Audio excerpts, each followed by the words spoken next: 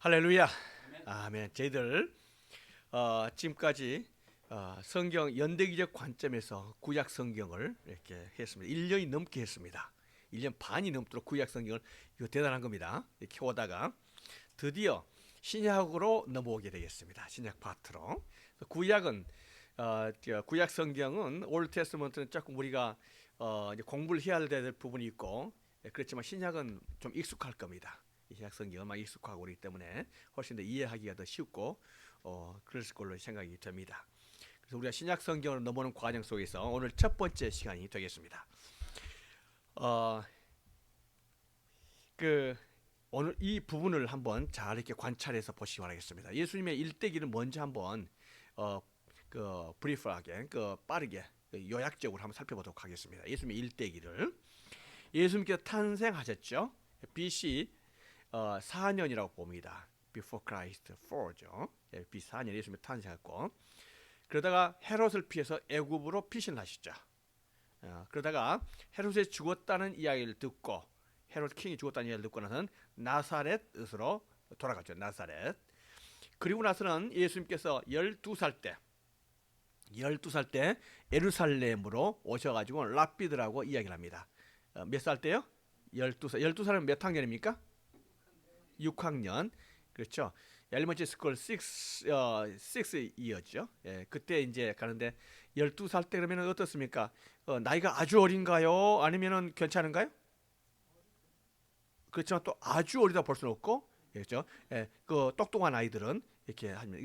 어떤 예수님께서는 12살 때 예루살렘에서 랍비들하고, 프로페서죠. 교수라고 봐야죠. 말씀에 교수라고 같이 자유자재로 이렇게 디베이트도 하고 이야기도 하고 퀘스천도 하고 답변도 하고, 그러니까 그 랍비들이 굉장히 놀란 거죠. 이 이야기가 누구야? 프로페서들하고 같이 이야기할 수 있고 질문하고 그러니까 깜짝 놀랐었죠. 예, 그때 이야기가 우리가 마지막입니다. 예수님의 그 유스 그룹 때는요. 그리고 나서는 12살 때 12 years old 때 그렇게 나타났다가 예수님이 사라지죠. disappear. 사라지죠. 그러다가 예수님께서 30세 때에, 예수님께서 30 years old 때 예수님께서 나타나신 거죠. 예수께서 가르치심을 시작할 때 몇 세쯤 되었더라? 30세쯤 되었더라 이렇게 했습니다. 30세. 우리가 지금 이게 도표를 보는데 이거 한번 쫙 훑어보면 굉장히 도움이 될 거예요. 한번 우리가 이거 잘 살펴보도록 합시다. 왜냐하면 이거를 우리가 군데 잘 알고 있어요. 그렇지만은 이걸 갖다가 정확하게 일렬적으로 시대적으로 이렇게 알고 있는 경우가 드물거든요. 한번 살펴보도록 합니다. 예수님께서 30세 30 years old 때 나타나시죠. 어떻게 공생애를 시작하는 거죠? 공생 시작하게 된 동기가 세례 요한에게 세례를 받죠. 존 더 베프티스트에게 베프티즘을 받을 때 예수님께 나타나신 거예요. 그때부터 공생이라는 것은 퍼블릭 라이프가 시작되는 거예요. 예수님의 퍼블릭 라이프, 공생애, 퍼블릭 라이프가 시작되는데, 그때가 비기닝 포인트가 뭐라고요? 존 더 베프티스트에게 세례를 받을 때 그렇게 되는 거죠. 그리고 나서는 그 베프티즘을 받고 나서는 템테이션을 받죠. 템테이션 바이 세이턴, 광야에서 세례를 시험을 받으시죠. 그리고 나서 거기서 이제 제자 5명을 만나게 됩니다. 디사이플 5사람이죠. 이 사람들은 원래 존 더 베프티스트, 세례 요한의 제자들이었었죠. 누굽니까? 요한, 안드레, 베드레, 빌립, 나다나엘.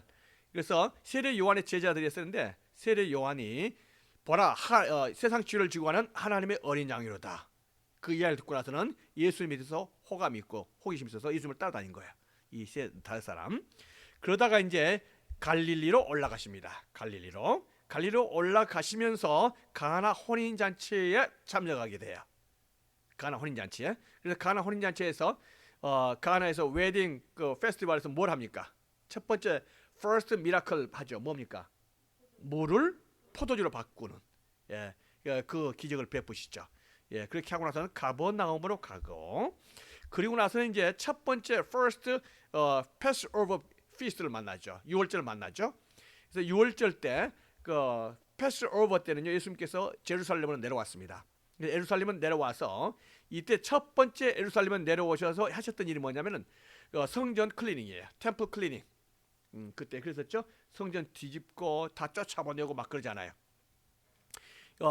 성전 청결하는 게 쉬웠을까요? 어려웠을까요? 어렵죠. 왜 그렇습니까? 성전 템플에 누가 있습니까? 거기는 이제 프리스트 제사장들 있잖아요. 예, 거기는 이 프리스트들이 딱 버티고 있는데 예수님께서 이 성전, 이 템플 갖다 클리닝하고 막 여기 돈 바꾸는 사람들, 다음에 막 짐승 파는 사람들 다 쫓아버리잖아요. 이거 굉장히 어려운 일이거든요. 예, 쫓아보냅니다. 이거는 그때 당시에 사회 제도에 대한 이 프리스트 시스템에 대한 하나님께서 정면 도전하는 걸 보고 있어요. 챌린지죠. 이렇게 하니까 제사장들은 좋아합니까 싫어합니까? 당연히 싫어하죠. 얼마만큼 싫어했을까요? 예수님을 죽이도록 싫어한 거예요. 그래서 이때부터 이미 제사장 그룹하고 예수님은 등을 돌리게 된 거죠. 제사장 그룹이 예수는 죽여야 되겠다 생각한 거예요. 자, 이 제사장들하고 그 갈등 관계에 들어갔지만 한 사람이 그 예수님의 모습을 자세히 보았던 사람이 있었어요. 그러면서 그날 밤에 예수님을 만나러 오죠. 누굽니까? 사람이 바로 누구냐면은 니고데모예요. 니고데모가 누구였습니까? 니고데모는 당시 국회의원이었었고 교수였었고 랍비였었고 이스라엘에서 선생이라는 칭호를 받는 티처라는 선생님을 받을 수 있는 그런 사람이죠. 국민적인 내셔널 티처였었어요. 니고데모는. 근데 그날 밤에 예수님을 찾아온 겁니다. 왜냐하면 이 예수님이 보통 사람이 아니다는 사실을 알기 때문에 그런 거죠. 바로 그게 첫 번째 유월절이 되는 거예요. 그래서 이 유월절 때 제루살렘을 방문하다가 다시 갈릴리로 올라가면서 이번에 어디로 갑니까? 사마리아를 통과하신 거예요. 사마리아를 통과하여야 하겠는지라. 사마리아를 통과하면서 누구를 만납니까? 거기서 사마리아 수가성 여인을 만나는 거예요. 예수님께서 이 수가 그 여인에게 뭘 달라고 말씀하시죠? 물 좀 달라 이렇게 말씀하신 거예요. 그러면서 수가성 여인과 예수님과 그 대화, 그게 바로 우리가 요한복음에 나오잖아요. 이렇게 하는 거예요. 그리고 나서는 이제 갈릴리로 올라가십니다. 갈릴리로. 그렇게 해서 가버나움으로 아예 옮기는 거예요. 이사를 하는 거예요. 가버나움으로 이사를 하는 거죠. 이사하는 게. 그리고 나서는 두 번째 유월절 만나게 된 거예요. 한 유월절에서 두 번째 유월절까지는 시간이 얼마나 걸립니까? 첫 번째 유월절에서 그 다음 유월절까지는 시간이 얼마나 며칠이 걸린 거죠? 뭘 어렵나요? 1년 지나잖아요. 1년 지나잖아요. 예, 첫 번째 유월절에서 다음 유월절이에요. 이거는 유태인들의 주이시 캘린더를 보면은 first year가 시작되는 거예요. first year가 4월 15일이거든요. 그러니까 첫 번째 유월절에서 그 다음 유월절이 시작되는 것을 보게 됩니다. 그래서 두 번째 유월절 때 예수님께서 다시 예루살렘으로 내려가시는 거죠. 내려가시면서 두 번째 유월절 예루살렘 가서 뭘 하십니까? 바로 베데스다에 가시게 되는 거예요. 베데스다 연못가에서 몇 년 된 환자? 38년 된 환자를 만나고 치료해 주시게 됐죠. 이게 베데스다 연못가를 보게 되는 거죠.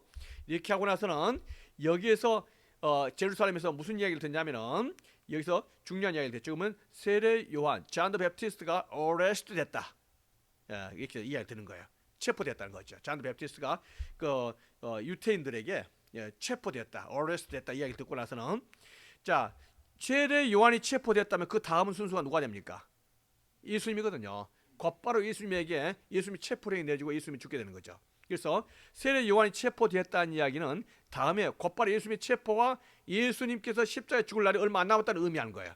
그래서 예수님께서 여기서 어디로 가냐면 갈릴리로 올라가서 갈릴리 대사역이 이루어진 거예요. 이게 1년 반입니다. 갈릴리에서. 1년 반이면 예수님의 공생애가 3년 반에서 1년 반이면 굉장히 긴 시간이죠. 긴 시간에서 이 중심의 핵심 시간을 갈릴리에서 보내는데 갈릴리에서 보낼 때 가장 핵심적인 사역이 뭐였을까요? 이거 제자 삼는 거예요. 왜냐하면 이제 세례 요한이 체포됐고 죽게 될 건데 그 다음에 누가 체포되나요? 예수님이 체포되시고 죽게 되실 거 아니에요? 그리고 나서 그 후를 생각하신 거죠. 그 후에 무슨 일이 있어야 되는 거예요. 예수님이 십자가에 못 박혀 돌아가신 것 아주 중요한 사역이지만은 그 후에 또 뭔가 있어야 돼요. 그거는 그 사역을 전달할 수 있는 바로 제자들이 있어야 되는 거예요. 아직까지 그런데 제자들이 훈련받는 제자들이 없잖아요. 그 제자들 훈련을 위해서 갈릴리에서 1년 반을 거하면서 사역을 하시는 거죠. 아주 중요한 사역입니다. 그래서 대중사역이 있고 제자를 12명의 제자를 세우고 또 이 제자들을 훈련하는 과정들이 여기 있는 것을 보게 됩니다. 이때 세례 요한이 체포되어지게 돼요. 1년 반 초반에 체포되고 처형된 거죠. 죽은 거예요. 그래서 이 세례 요한이 죽었다는 이야기는 그 다음에 체포되어져 죽을 사람이 바로 예수님이라는 걸 말하는 거예요.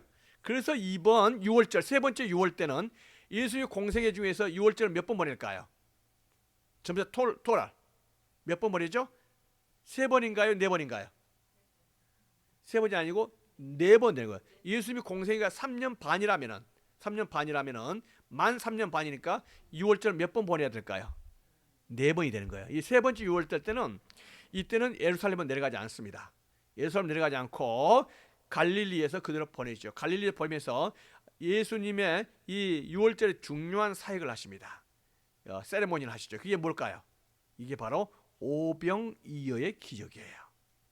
오병이어의 기적이 왜 중요할까요? 이게 왜 6월절과 관련되어서 중요할까요?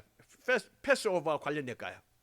왜냐면은 이 오병이어 기적은요, 벌떡 5개와 물고기 2마리로 5,000명을 먹였었다는 이 미러클 말고 그 백그라운드에는 그 미닝이 중요한 거예요. 미닝이.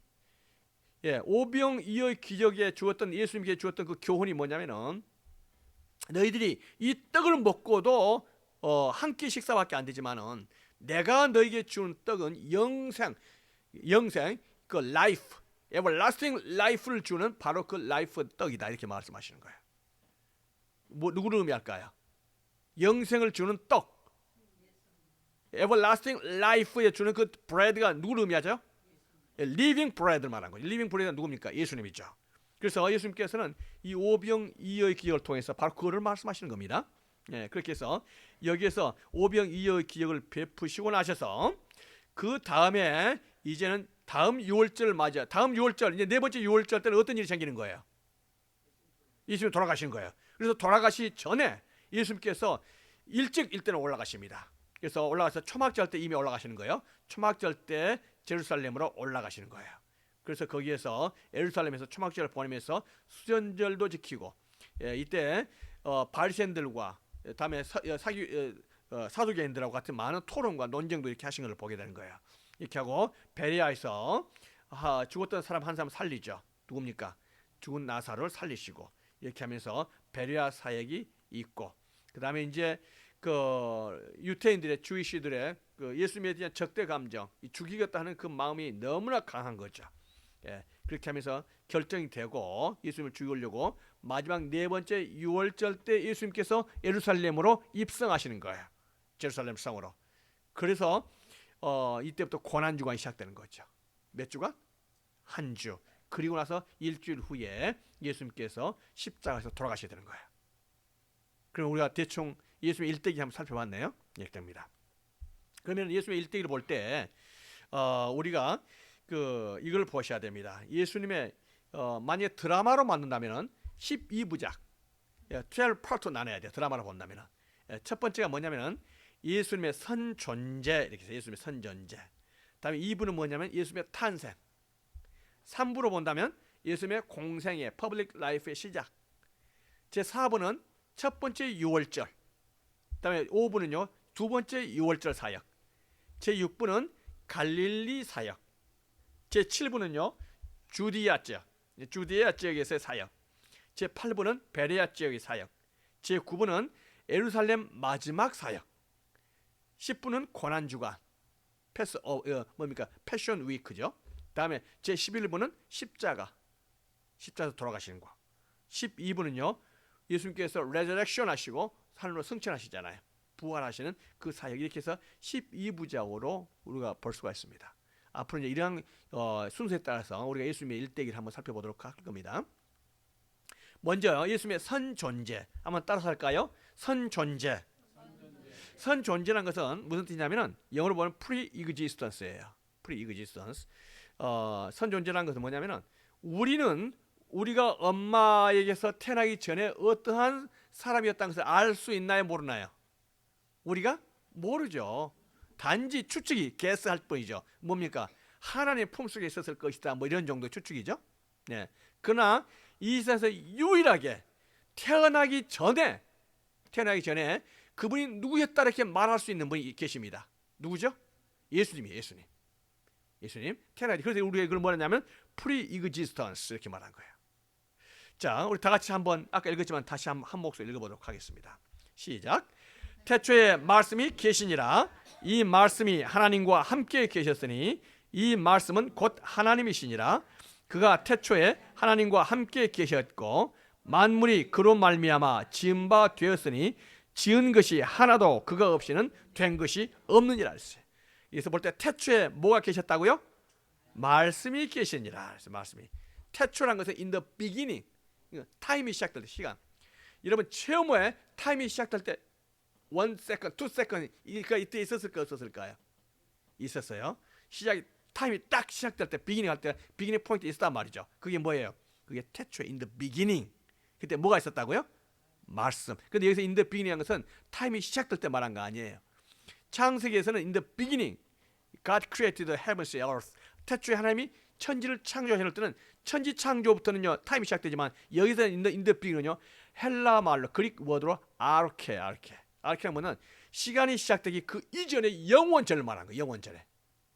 영원 전에. 그러니까 하나님께서 천지 땅과 하늘을 만드신 그 이전에 그 영원, 그때가 있었을까 없었을까요? 그때 있었는데 그때 누가 계셨다고요? 하나님께서, 예수님께 말씀이 계셨다는 거. 말씀이. 그 말씀은 언제부터 계셨다고요? 영원 전부터. 우리가 알지 못하는 세계예요. 영원 전에 누가 계셨다고요? 말씀이 계시니라. 그래, 그 영원 전에 또 누가 계셨을까요? 하나님이 계셨겠죠. 하나님. 우리가 알지 못하는 영원 전부터 하나님이라는 분이 계셨습니다. 하나님. 근데 거기에 또 누가 계셨어요? 말씀이 계셨어요. The Word. 예수님을 갖다 The Word를 했어요. Word. 헬라 말은 The Logos. 로고스에서 로고스 따라할까요? 로고스에서 오는 말이 뭐냐면 로직 또는 logical 이런 뜻이에요. logic 할 때 이 로고스가 거기서 온다네요. 로고스. 우리나라 말로 하면 논리, 말 이런 뜻이 되겠죠. 그러니까 이성 뭐 이런 뜻이 되겠죠. 그러니까 예수님에 대해서 표현할 때 가장 좋은 게 뭐냐면 이걸 말씀으로 표현하는데 아주 표현이 잘 된 거죠. 말씀, 로고스, 말씀이 계셨어요. 그러면은 이 말씀이 언제부터 계셨다 했습니까? 영원 전부터 말씀이 계시니라. 말씀의 존재, the existence of the word. 말씀이 있었습니까 없었습니까? 있었다면 말하고 있는 거예요. 그런데 이 말씀이 누구와 함께 계셨어요? 말씀이 누구와 함께? 하나님과 함께 계셨다는 거예요. 그러니까 하나님이 계셨고 또 누가 계신 거예요? 말씀이 계신 거예요. 크리스하고 빌리하고 메론을 잘 들어야 돼. 자, in the beginning was the word. 말씀이 계셨어요. 그런데 그때 또 누가 있었어요? 말씀과 함께? 영원의 태초부터 또 누가 계신 거예요? 하나님께서. In the beginning was the God and the Word. 두 분이 계신 거죠. 그래서 그가 이 말씀이 하나님과 함께 계셨으니 그런 거예요. 이 말씀의 기원은요 누구로부터 시작된 거예요? 하나님으로부터 오신, 하나님과 관련되어진 그분이다 이렇게 말씀하신 거죠. 그런데 여기 보니까 이 말씀이 곧 누구시라는 거예요? 하나님이시. 이 말씀이 곧 하나님이시라 이렇게 말한 거예요. 이 말씀이 하나님이시라. 자, 그가 태초에 하나님과 함께 계셨고, 이 말은 뭐냐면은 자, 이 말씀이 하나님이신데 신분이 하나님이신데 그가 태초에 누구와 함께 계셨다는 거예요? 하나님과 함께 계셨다. 이게 뭐냐면은 말씀의 구별성, 더 distinguishment를 말하는 거예요. 그러니까 여기서 말씀과 하나님은 같은 분이에요, 다른 분이에요? 잘 보셔야 돼요. 여기서 우리가 이걸 짚고 넘어야 돼요. 이걸 오늘 아주 중요한 포인트가 됩니다. 자, 이걸 잘 보시라고요. 태초에 말씀이 계셨죠. 말씀이 계셨어요. 말씀의 존재를 말하죠. 이 말씀이 누구와 함께 계셨어요? 하나님과 함께. 그러면 태초부터 계셨던 분이 계셨어요. 일단 우리가 여기서 이 말씀 중에서 두 분이 계셨다는 알게 되는 거예요. 누가 있었어요? 말씀과 하나님 계신 거예요. 그렇죠? 그래서 말씀이 곧 하나님이라고 볼 수는 없어요. 두 분이에요. 이 말씀은 그런데 누구라 했어요? 하나님이시라 했네요. 그런데 그가 태초에 누구와 함께 계셨어요? 하나님과 함께. He was with God in the beginning. 이 말은 he란 말이 뭐라고 하죠? 말씀이죠. 이 말씀이 곧 하나님이란 거예요. 이 말씀이 하나님과 함께 계셨다는 거예요. 하나님과 함께 이죠? 그럼 이거 구별된 거죠. 이것은 하나님 말씀의 the distinguishment of the word를 말하는 거예요. 무슨 뜻이냐? 이게 중요한 부분을 우리가 말할 수 있는데요. 이것이 좀 쉽게 설명하면 이렇습니다. 우리가 하나님을 갖다 성부 하나님이라고 말하죠. 예수님을 뭐라고 말해요? 성자 하나님. 하나님을 갖다가 God the Father. 예수님을 뭐라고 말해요? God the Son. 그다음에 성령님을 뭐라는 거예요? God the Holy Spirit 이렇게 말한 거예요. 이해되죠? 무슨 말인지? 그러면 God the Father, 성부 하나님, God the Son, 성자 하나님, 같은 분이에요? 틀린 분이에요? 그렇게 어렵게 생각하지 말고, 어렵게 생각. 자, 심플하게 God the Son, God the Father, 성부 하나님과 성자 하나님은 같은 분이에요? 틀린 분이에요? 틀린 분이죠. distinguishment, 구별된 분이에요. 이해되죠? 무슨 말이죠? 이거 중요한 부분입니다. 신학적으로 중요하고 또 우리가 살펴봐야 돼. 이런 기회를 통해서 살펴보는 거예요. 그러니까 God the Father, God the Son, 틀린 분이에요. distinguish 되는 거예요. 구별된 거예요. 그렇죠? 그런데 여기서 공통점이 있단 말이죠. 뭔가요? God, 하나님이란 말이 같아요. 그렇죠? 성자 하나님, 성부 하나님 갈 때 공통점이 뭡니까? 하나님이란 말이 같은 거예요. 그 속성과 그 영광과 그 능력이 있어서 하나님의 속성을 가지고 계신 거예요. 그러니까 이 말씀이 곧 누구라 했어요? 하나님이시니라. 그렇죠? 그렇지만 이분이 한 몸이에요? 분리됐어요? 이게 중요하단 말이죠. 이게 중요하다. 그리고 우리가 삼위일체를 이해함에 있어서 하나님 아버지 God the Father하고 God the Son은 같은 분이에요? 틀린 분이에요? 틀리다는 것을 우리가 분명히 알아야 돼요. 하나님 아버지 God the Son은 God the Father는 God the Father고 God the Son은 God the Son인 거예요. 이해되시죠? 무슨 말씀인지? 네, 그렇단 말이죠. 그런데 God the Son, 성자 하나님의 속성이 뭐라고요? 하나님이시라, 이 말씀. 아주 중요한 부분이에요. 그러니까 우리가 삼일체 때 하나님 아버지, 하나님 예수 그리스도, 성자 하나님, 그다음에 성령 하나님 할 때 이 부분은 같은 분이다 생각하시면 안 되는 거예요. 같은 분이다. 우리가 해석할 때 이렇게 많이 하잖아요. 내가 누구냐? 교회에서는 목사고, 우리 집사람은 남편이고, 우리 아이들의 뭐예요? 아버지다. 그래서 마치 삼위일체 트리니티를 그렇게 해석할 경우가 많아요. 그래서 하나님께서는 옛날에 같은 한 분이지만은 올드 테스트먼트 때는 하나님 아버지였고, 복음서에서는 성자 하나님 God the Son으로 나타났다가 지금은 God the Spirit인데 같은 한 분이다 이렇게 말하는데 그건 굉장히 해석이 애매한 거예요. 틀린 분이에요. 이해되시죠? 무슨 말인지? 이게 트리니티, 삼위일체라고 말하는데 그것보다도 우리가 이 삼위일체를 조금 더 개념적으로 이해하기가 좋은 게 영어가 더 편합니다. 더 좋아요. 영어로 뭐죠? 삼위일체가 영어로 뭡니까? 트리니티. 트리 무슨 뜻입니까? three. 니티는 유니티에서 온 거예요. 뭔가 three 유니티예요. three가 유니티 된 거죠. 하나가 아니에요. 유니티 된 거죠. three는 뭐를 의미하나요? 성부 하나님, 성자 하나님, 성령 하나님. 이분이 어떻게 했다고요? 유니티, 연합되었다는 뜻이에요. 연합됐다. 이해되죠? 삼위일체와 조금 다른 개념으로 잡히죠. 우리가 하는 삼위일체라는 그 단어 자체. 이해되죠? 트리니티가 훨씬 더 우리가 이해하기가 좋은 개념이다. 이렇게 된 거죠. 그런데 여기에 그가 태초에 하나님과 함께 계셨고 만물이 그로 말미암아 지은 바 되었으니 지은 것이 하나도 그거 없이는 된 것이 없느니라. 만물이 그로 말미암아 through him all things were made. 그가 누구죠? 만물이 그로 말미암아. 그가 하나님인가요? 말씀인가요? 여기서 만물이 그로 말미암아 할 때 그는 말씀인가요? 하나님인가요? 자, 다시 한번. 이거 어렵게 생각하시지 말고 심플하게 생각하셔야 돼요. 이게 퀴즈가 아닙니다.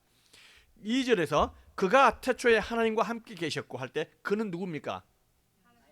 하나님인가요? 말씀인가요? 말씀이죠. 말씀이 태초에 하나님과 함께 계셨고 만물이 그로 말미암아. 그는 누구를 말합니까? 말씀입니까? 하나님입니까? 말씀이죠. 만물이 말씀으로 말미암아 지은 바 되었으니 지은 것이 하나도 그는 누구죠?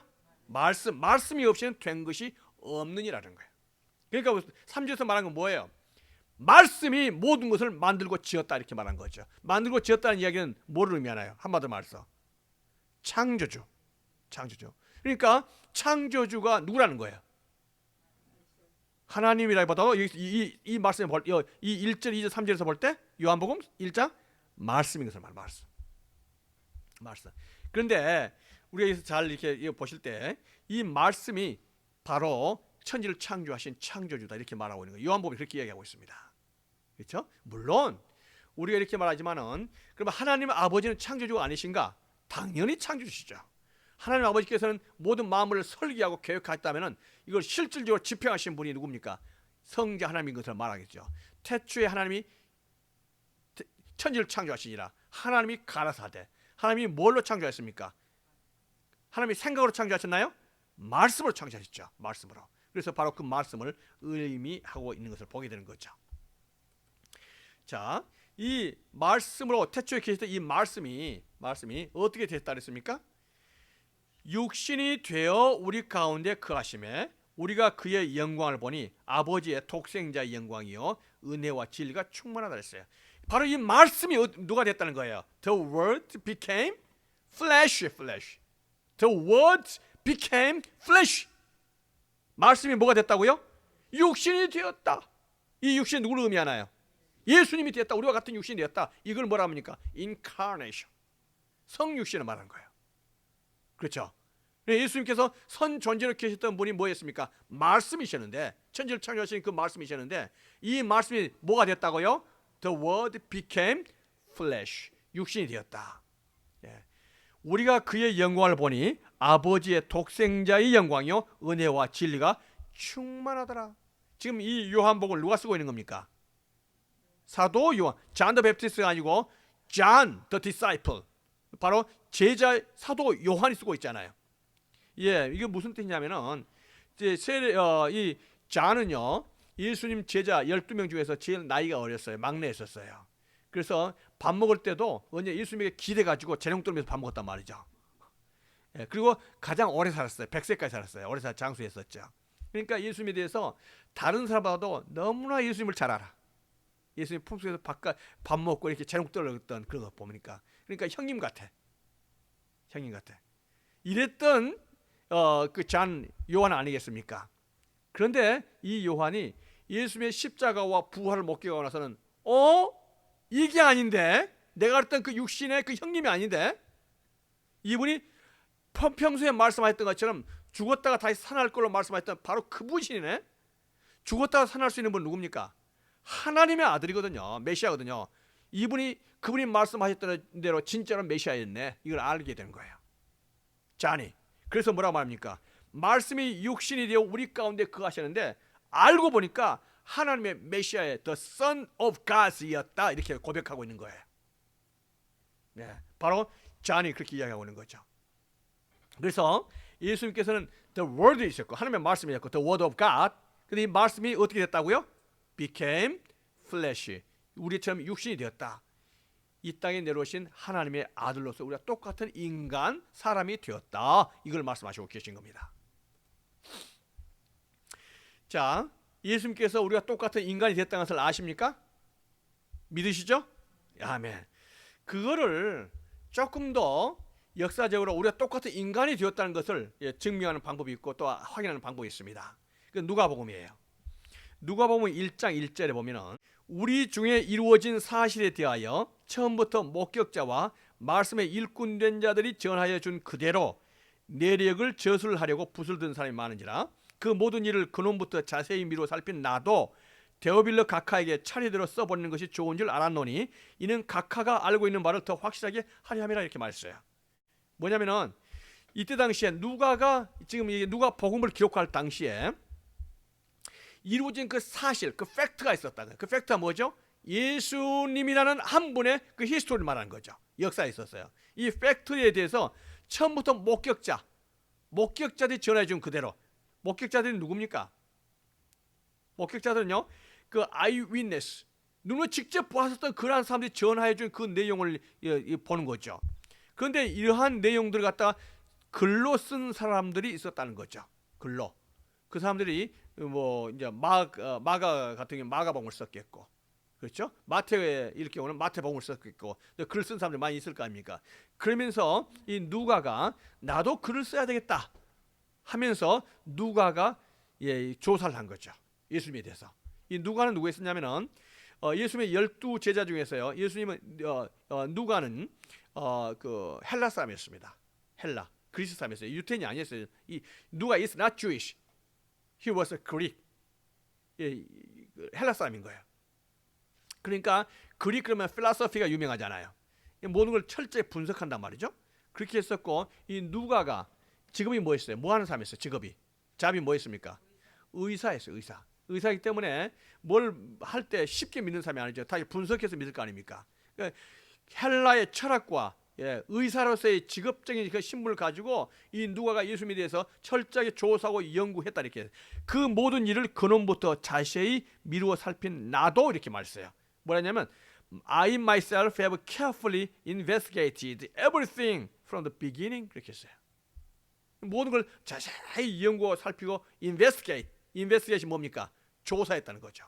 조사하고 나서 예수님에 대한 그 팩트를 조사하고 나서 사실이다 알고 나서 바로 누가가 그걸 쓴 거예요.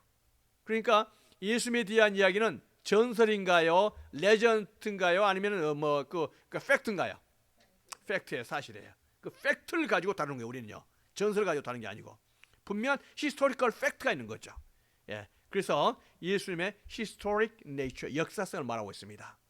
예수님의 역사성을 말할 때 가장 우리가 관심 보게 봐야 되는 것은 예수님께서는 지니얼러지 족보가 있나요 없나요?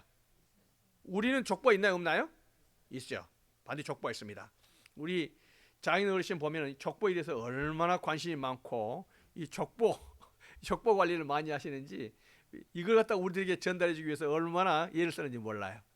그런데 죄송하게도 우리 아버님이 가지고 계셨던 그 관심만큼 우리가 관심이 있을까요? 그게 문제죠. 근데 우리 아버님은 이걸 우리에게 전달하고 싶은 거예요. 왜냐하면 우리가 하늘에 뚝 떠있는 존재가 아니고 우리 위에 대대손손의 그 조상도 있었고 그 조상들의 흐름이 있는 걸 그걸 갖다 가르쳐주고 싶은 거예요. 지니얼러지를. 예, 그걸 알아야 되지 않겠습니까? 그런데 내가 이제 우리 아버님을 충분히 이해하고 다음에 내가 또 나이가 들면은 우리 아이들에게도 이 지니얼러지, 그 루트 이걸 꼭 전달하고 싶어요. 너희들은 이런 사람이 있었다. 그래서 우리가 반드시 그 루트를 알아야 돼. 블라드를 알아야 돼. 루트를 알아야 되지 않겠습니까? 루트를 알아야 돼요. 우리가 어르신들이 연세가 드실수록 그 루트에 대해 관심 있잖아요. 왜 그러냐면은 우리에게서 다 뿌리가 있습니다. 예수님이 족보가 있을까요, 없을까요? 있습니다. 반드시 그 마태복음과 누가복음에는 그 족보가 있다고 말씀하시고 있어요. 그렇죠? 그 족보가 있다는 이야기는 무슨 뜻이에요? 예수님이 하늘에 뚝 떨어진 존재라는 거예요. 이 땅에 계셨던 분이라는 거예요. 이 땅에 계셨던 분을 의미하는 거예요. 계셨다는 것은 아주 중요한 의미가 있죠. 왜냐하면 하나님의 아들이신 그분이 The Word of God 하나님의 말씀이셨던 그분이 이 땅에 플래시가 되었고 육신을 입고 와서 우리처럼 이 땅에 태어나셨다는 것을 분명히 이야기하는 거예요. 이해되죠? 그래서 예수님의 지니얼러지 족보는요, 예수님이 실제로 이 땅에 계셨다 이걸 말씀하신 거예요. 오케이? 예수님이 진짜로 이 땅에 계셨다, 있었다. 미스터리가 아니고 미스올로지가 아니고 뭐예요? 이 땅에 계셨다. 우리가 똑같이 이게 뭐예요? 예수님의 historic nature of Jesus Christ. 그게 뭘 말하는 거야? 지니얼러지가 그걸 의미한다는 거예요. 예. 이렇게 예수님께서 선 존재에 대한 이야기를 우리가 들었습니다. 선 존재에 대해 들었는데 예수님에 대한 탄생 우리가 들어가기 전에 한 가지만 살펴보겠습니다. 그래서 뭐냐면은 예수님이 탄생하기 전에 이 땅에 메시아 하나님의 아들이 오기 전에 반드시 있어야 할 그 징조가 있었습니다. 그 징조는요, 하나님께서 이미 구약 성경에서 메시아가 오기 전에 반드시 이런 징조가 있을 거다 미리 예언을 해놨습니다. 그는 이사야에서 말씀하고 있어요. 이사야 40장 3절입니다. 외치는 자의 소리여 이르되 너희는 광야에서 여호와 길을 예비하라, 사막에서 우리 하나님의 대로를 평탄하게 하라 그랬어요. 그러니까 앞으로 하나님의 아들 메시아가 올 건데 거기에 누가 온다는 거예요? 외치는 자의 소리, 외치는 자의 소리가 반드시 있을 거다는 거예요. A voice of one calling. 외치는 자의 voice가 있게 됩니다. voice. 누구를 말할까요? 이 voice가 사람으로 말한 게 아니고 외치는 자의 소리다 이렇게 말해요. 소리. 예, 그거는 누구를 의미할까요? 이거는 마가복음에서 이렇게 이야기하고 있습니다. 선지자 이사야의 글에 보라 내가 내 사자를 내 앞에 보내노니 그가 내 길을 준비하리라. 광야에 외치는 자의 소리가 있어 이르되 너희는 주의 길을 준비하라. 그의 오실 길을 곧게 하라. 기록된 것 같이 세례 요한이 광야에 이르러 죄 사함을 받게 하는 회개의 세를 전파하니 이렇게 말했습니다. 그러니까 A voice of the one calling in the desert. 광야에서 외치는 자의 소리가 먼저 있어야 돼요. 메시아 오기 전에. 누구를 의미합니까? 세례 요한이라고 나와 있잖아요. 4절에서 세례 요한이 광야에 이르러 죄 사함을 받게 하는 회개의 세례를 전파했다 이렇게 말했습니다. 그래서 the John the Baptist가 바로 외친 자의 소리, a voice of one calling the desert다. 그래서 세례 요한은 자기 자신을 뭐라고 말하냐면 나는 광야에서 외친 자의 one voice다, 소리다 이렇게 말한 거예요. 그래서 반드시 세례 요한이 와야 된다. 말라기서도 말라카에서 우리가 지난번에 우리가 공부했었죠. 보라, 여호와의 크고 두려운 날이 이르기 전에 내가 선지자 엘리야를 너에게 보내리니 이렇게 했습니다. 그래서 말라기서에서 앞으로 하나님의 메시아가 오기 전에 반드시 한 가지 징조가 있을 것인데 누가 온다는 거예요? 엘리야가 온다 그랬어요. 엘리야가 언제적 사람이에요? 오래된 사람이잖아요. 근데 그 엘리야가 죽지 않고 하늘을 승천했거든요. 근데 그 엘리야가 메시아 오기 전에 이 땅에 내려온다 이렇게 말한 거죠. 엘리야 직접 내려올까요? 그거는 아니에요. 자, 누가복음에서 뭐라고 말하고 있습니까? 그가 또 엘리야의 심령과 능력으로 주 앞에 먼저 와서 주를 위하여 세운 백성을 준비하려 했어요. 그가 엘리야의 심령과 능력으로. 그는 누구를 말합니까? 세례 요한. 세례 요한이 400년 만에 그런 대선지자로 이 땅에 왔습니다. 그 400년 동안에 선지자가 없었죠. 그러다 세례 요한이 나타나니까 온 이스라엘 백성들이 이 사람이 메시아냐 하면서 세례 요한이 말을 듣기 시작했잖아요. 그런데 세례 요한은 내가 메시아가 아니라 나는 외친 자의 한 소리, one voice에 불과하다. 내 뒤에 오실 그분이 하나님의 아들이다 이렇게 말한 거죠. 그렇죠? 그러니까 세례 요한이 이렇게 나타났습니다. 그거는 앞으로 누가 올 징조를 말하는 거예요? 예수님께서 오실 징조를 말하고 있는 거예요. 이러한 우리의 징조 가운데서 세례 요한이 왔나요, 안 왔나요? 왔죠. 이제 앞으로 누가 오셔야 되나요? 예수님께 오셔야 되는 거예요. 그래서 우리가 오늘 여기까지 살펴보도록 하겠습니다. 그래서 우리가 신약 성경 문을 여는 거예요. 세례 요한이 왔다는 것은 새로운 문을 하나님께서 여시는, 새로운 세대를 여는 그러한 거다. 이것을 말씀하시고 계십니다. 기도드리겠습니다. 하나님 아버지 감사드립니다.